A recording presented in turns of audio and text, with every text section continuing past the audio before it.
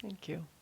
I was just watching the universe just show up all over the place. I saw Gabriella here have a little cough or something, and Sue over there just got up and put a lozenge in her lap. That's the way, that's the way it works, right? We just have to. I thought it dropped from heaven. It did. It did. That's heaven right over there, and right over there, and right over there. Yeah. So I can't help again but to acknowledge the beautiful lilies and thinking of that Bible quote about the lilies and how they are so beautiful. It goes something like, "Consider the lilies and how they grow; they toil not, nor do they spin. Yet I say unto you," and I took the end of the quote, "If God does so clothe the grass of the field, shall you not be clothed as such?" So it's just that idea that when we look out at nature, we separate ourselves from it. Kind of your first song was talking about that, about being one with nature. And that same universe, I said it last week, resides within us and supplies us totally and completely at all times, even if it's a cough drop falling from the sky when we need it. So this week is about getting to know me, getting to know you. Remember that song from King and I, right? Yeah, so I think that I know that for myself that I have to get to know myself every day. Like I have to just reintroduce myself to myself because I can get sometimes, bogged down by things in the outside and forget who and what I am. And my journey right now is to never forget, to always be able to go back and name who I really am, no matter what's going on in my life, and how easy life can be if I allow it to be easy instead of making it a struggle all the time. And we're talking about in class about just taking spirit to living. That's what we're taught in this philosophy, that it doesn't do us any good if we sit in our meditations and then we go out in the world and we lose it and we forget what we learned in our meditation. And it is a constant practice to do that, to be able to take it into the world, because we're looking at a 3D world that sometimes doesn't look so nice. So I'm taking a course right now with Jean Houston, and I'm loving it. And it's all about quantum powers and quantum consciousness. And the first thing that we talk about is exactly the same in our teaching, is that you're not just in the universe, that the universe is in you. Universe is in everything in its wholeness. There's not a spot where we say God is not. And so if that's the truth of who we are, then why do we have problems? Why would we ever have a problem? Why wouldn't we just cough drops continue to drop out of the sky? Thank you, Sue, for giving me some meat for my talk. But no, so that's a simple example. But why would we have any problems? Why wouldn't we be supplied whenever we need to be supplied? And it's all about our beliefs. It's all about our consciousness. And until we get this idea that it is us that is in the way, like we're the ones that are in the way of the abundance of the universe moving through us, till we get that idea and be willing, without beating ourselves up, be willing to admit that and see where we're at and really look at it realistically, and then go, oh, you know what? I'm going to have a new idea about myself if I want my life to change. I'm going to have to take the leap. And Ernest Holmes wrote, and for those of you who don't know who he is, he's a little wonderful gentleman on the wall there that we quote sometimes, that was the founder of the Science of Mind and Spirit, who basically brought a bunch of different teachings together. And he said, how are we to regain the lost paradise? It was actually from today's reading, I think. So only through soul culture and by careful analysis. So it's all within us. How are we going to regain this thing that we seem to have lost? We're going to find it in ourselves. What is your viewpoint of life? This is a question each should ask himself. What is your viewpoint of life? I mean, we know now in the scientific world that our life appears to us by our viewpoint, by our perception. It's appearing to us in every single solitary moment. And he's asking that question. What is your viewpoint of life? This is a question each should ask himself. What do I feel about my relationship to the whole? What do I feel it's supposed to be? really asking ourselves these questions and honestly answering them will give us so much insight to why our life is the way it is and how we can get to where we want to be if we do. And I like to say we're not changing our lives, we're just upgrading because we're always upgrading our lives. So what do I believe about the cause back of all? From whence comes discouragement, fear, and doubt and calamity? They cannot proceed from the eternal source. So in other words, there's this perfect font of life, this beautiful, amazing font of life that's perfect in all ways, and fear and judgment and all this stuff can't come from it. It's impossible. It's perfect. There's one unified field that's perfect. It's unlimited potential. We call it the absolute. It's constantly recreating from itself. And so where does this fear and discouragement and doubt and calamity come from? It can only come from one place.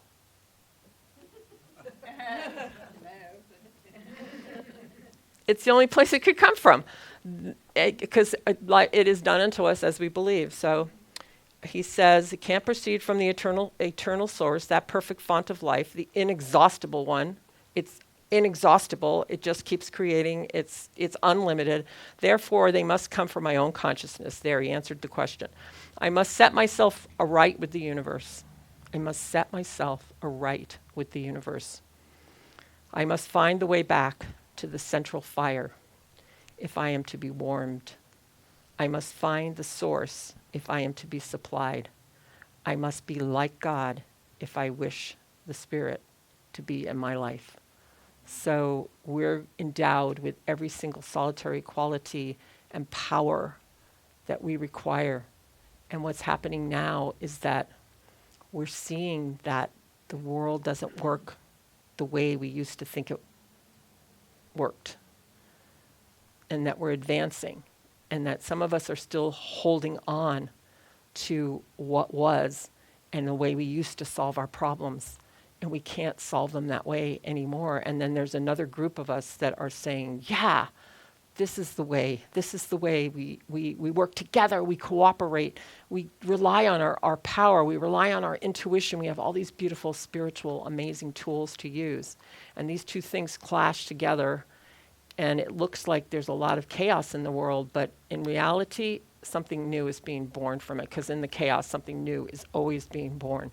So back in the 1900s, when the Transcendental movement started with Ralph Waldo Emerson and all those wonderful people, they weren't happy either with the way things were. They saw something bigger. They said, I don't want people telling me the way I'm supposed to live my life. I believe that I have the intuition. I believe I have the power. I believe that the divine is within me. There's something within me that intuits through me. And they started to discard all that old stuff and started to live from that place, and started to write and share it with each other, to find like-minded people that believed the same way. And then that's when the New Thought movement started. And at the same time, all this scientific stuff was happening at the same time in the early 1900s, and people were beginning to realize that we were more than the material world. There was something behind the material world that was like creating the material world, and that we could do something to change that, manipulate all that from where? Not from going out and trying to fix it, but from here.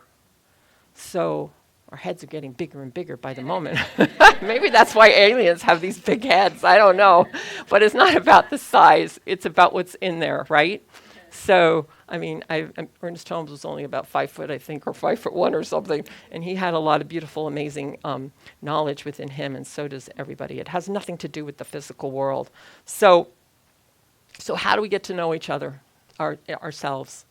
Because when you meet somebody, usually you're like, hi, what's your name? And then you start to ask them what they do, and then and then pretty soon, if the conversation gets deeper, you start to ask them what they believe. You start to talk about things that are meaningful in your life, or you stay on the surface, right? So you got to talk to yourself like that. Like, you got to really we got to look at ourselves and go, who am I? Who am I? And stay with that question until we get an answer. And the only way I know how to do that is to get really, really quiet with myself and just ask the question over and over until the answer comes. And the answer does come, because the universe is reflected back to us exactly as we give it.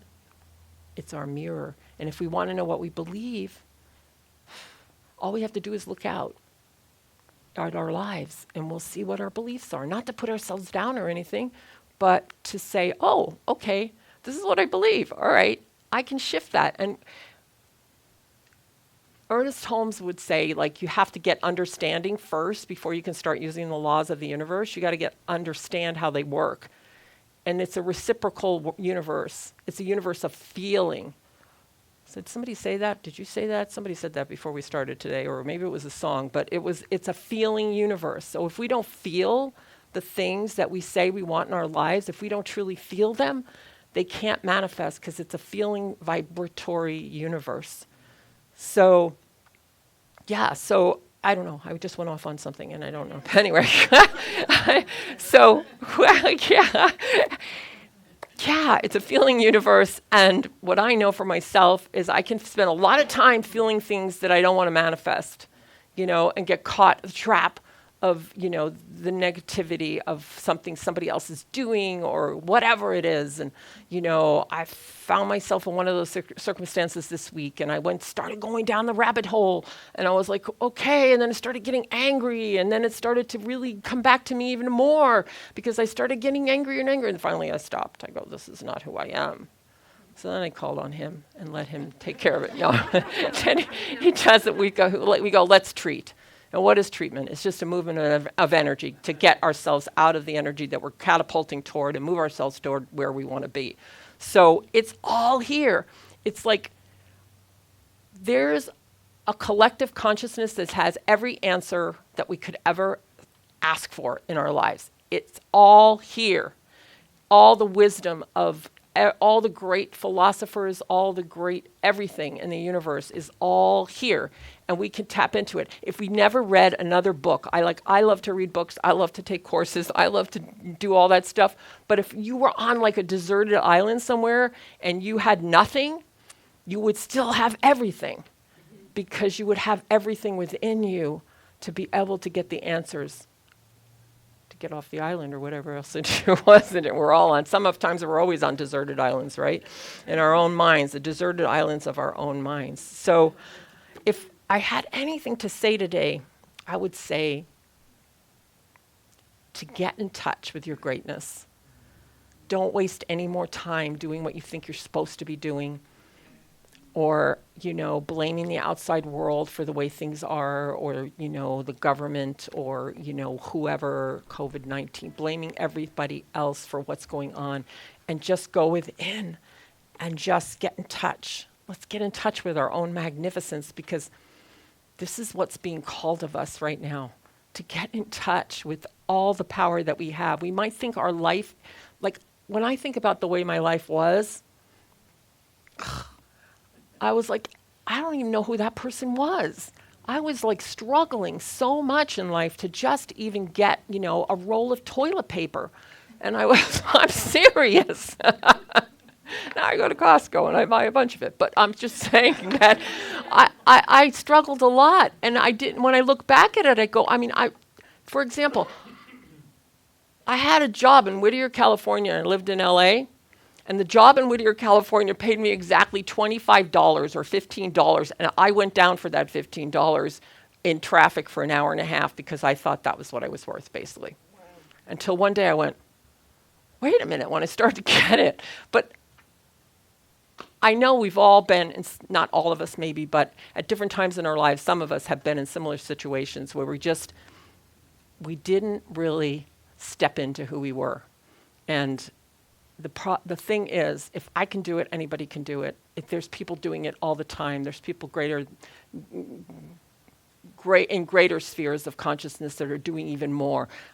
It's all expansion, it's all growth, it's all here, but we got to get to know ourselves, and we got to start working with ourselves, starting right where we are, not trying to catapult to, 24 rolls at Costco. Start with the little 4-pack or whatever.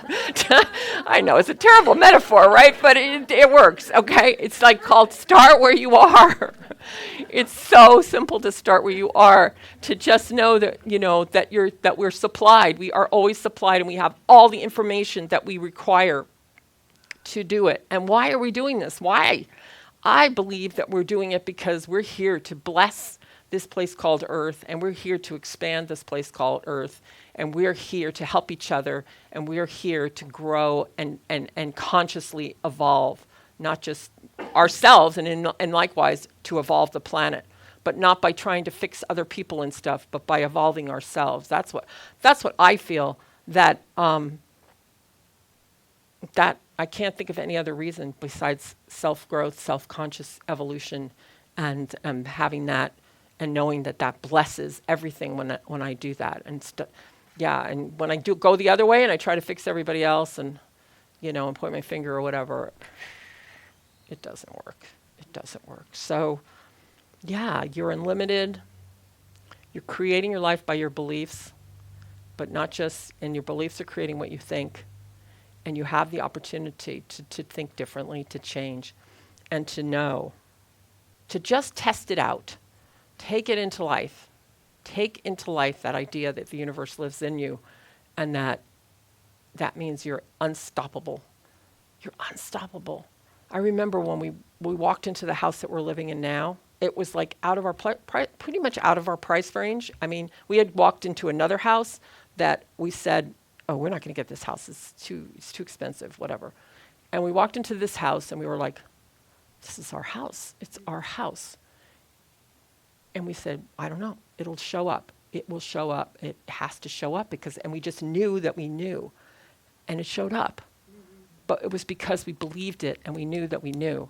And you can't just go and do something when you don't know that you know, because that's how I've gotten in trouble in my life, like quitting jobs and then sitting there and So we know, we have to know that we know. And the only way I know to know what we know is to keep practicing and keep taking it out into life in small ways and really, really get to know yourself and what you're capable of in small ways, even if it's just a cough drop coming out of the sky.